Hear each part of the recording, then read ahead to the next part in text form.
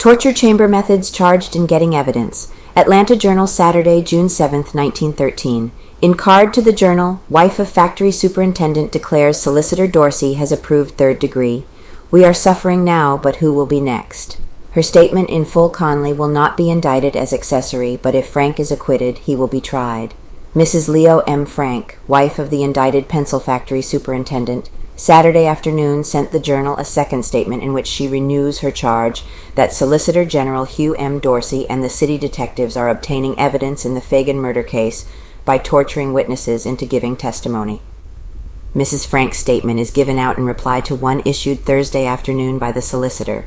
She declares that her negro cook, Minola McKnight, was arrested in violation of the criminal laws because there was no charge against her and she was suspected of no crime.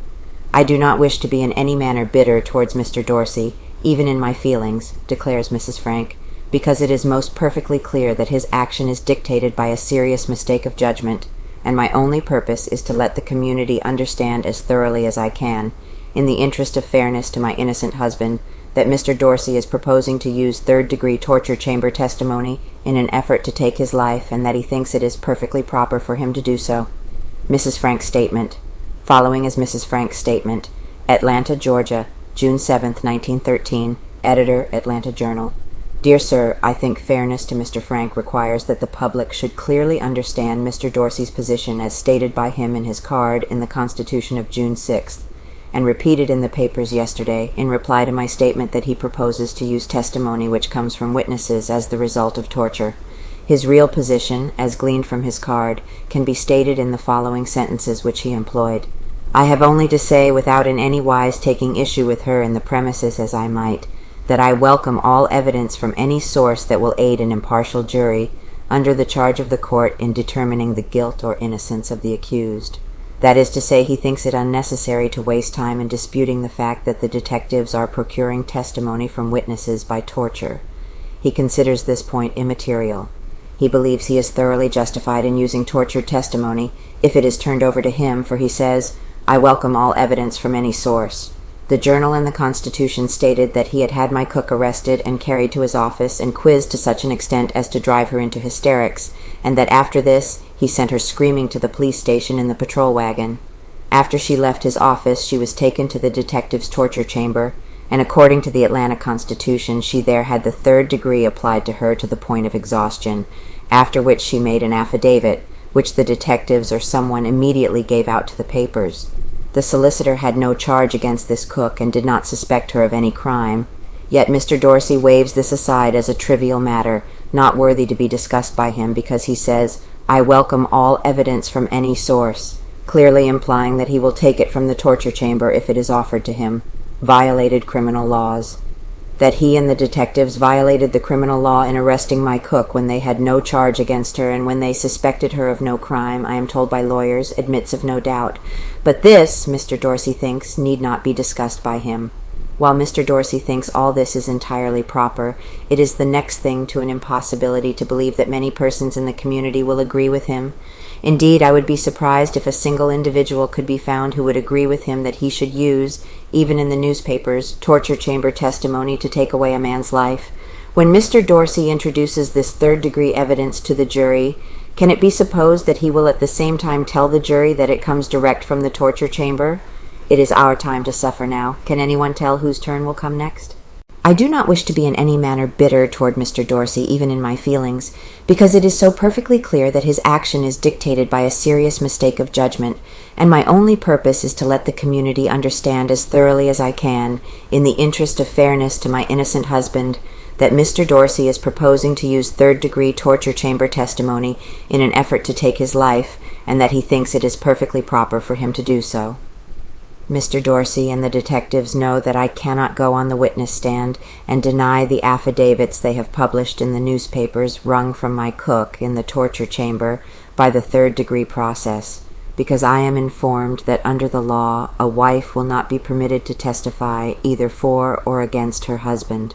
The law puts this absolute seal upon my lips, and my only recourse is in letting the community know the facts through the newspapers as far as I can.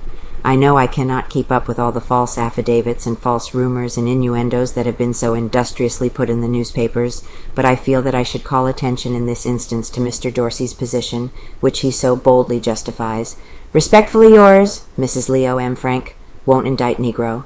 Although the Fulton County Grand Jury meets again next Tuesday morning to take up criminal matters, there is said to be no probability of the jury's considering a bill against James Conley, the Negro sweeper, charging him with being an accessory after the fact of Mary Phagan's murder. In fact, there is little chance of Conley's being indicted on this charge until after the trial of Leo M. Frank, superintendent of the factory where Conley was employed. The natural inference from the fact that Conley will not be indicted by the grand jury until after Frank's trial is that should the state fail to secure a conviction and any additional evidence is developed against Conley by the defense, then he can be indicted, not as an accessory, but as the principal in the murder. Nothing has developed to change the attitude of the state, but there has been no evidence to demonstrate to a mathematical certainty the guilt of any party. As a result, the attitude of the state is said to be quite flexible. If the state fails to secure a conviction of Mr. Frank, then the chances favor a charge of murder against the Negro. It has been said that the defense of Frank will try to show the Negro guilty of the crime, and additional evidence against the Negro will be produced by Frank's attorneys. Negro may face trial. If this should prove to be the case and Frank is acquitted, then the Negro is certain to face a trial for his own life. However, if the defense of Frank should fail to attack the Negro and Frank still be acquitted, even then the probability is that the Negro would be indicted as a principal and not as an accessory after the murder. In other words, developments of Saturday indicate that when Frank faces the jury in the criminal division of the Superior Court, the Negro Conley, his principal accuser, will be given a preliminary hearing. If Frank is found guilty, he escapes. If Frank is declared innocent, then he, Conley, will have to stand trial for his life. There has been much speculation about the legal right of the authorities to hold Conley, a witness in a state case, at police headquarters, where the city is bearing the expense of his incarceration.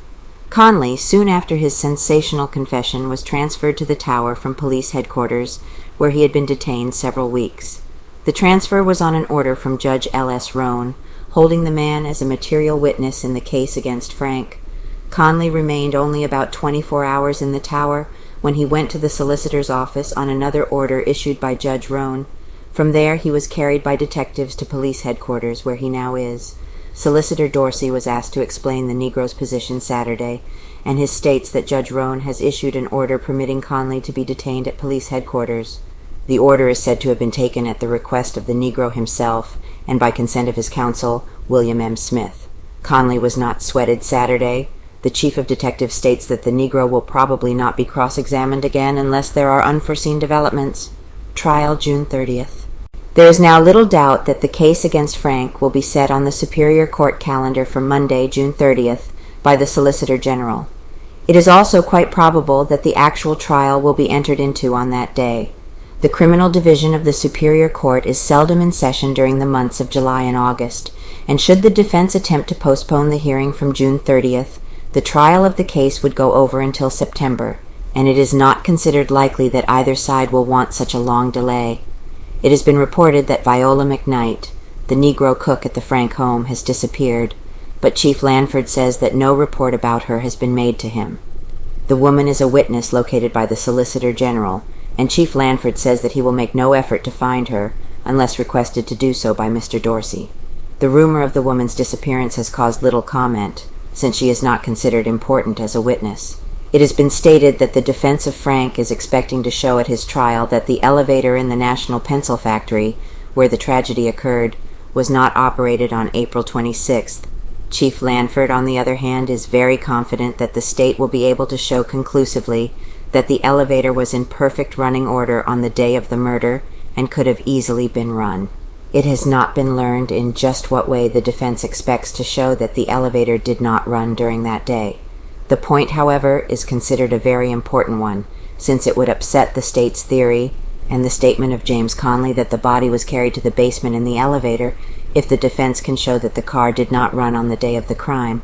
Conley's record bad, says former officer investigations of the past record of James Conley, the Negro who says he helped L.M. Frank dispose of Mary Phagan's body, are said to have been underway for some days. The investigation is being made very quietly, and it is not known whether it is being conducted by detectives or friends of Frank. B.M. Brody, a former policeman who is now in business at 153 Decatur Street, states that according to information which he has received, Conley became enraged with his wife about 3 months ago and fired at her with a revolver. The bullet missed the man's wife, but struck another negress, it is said, inflicting a slight flesh wound. Conley was not persecuted. It is also said that some years ago, Conley pulled a pistol on A. Boss, a grocer now deceased, and threatened to shoot him. These and several additional charges against the record of the incarcerated Negro are being investigated.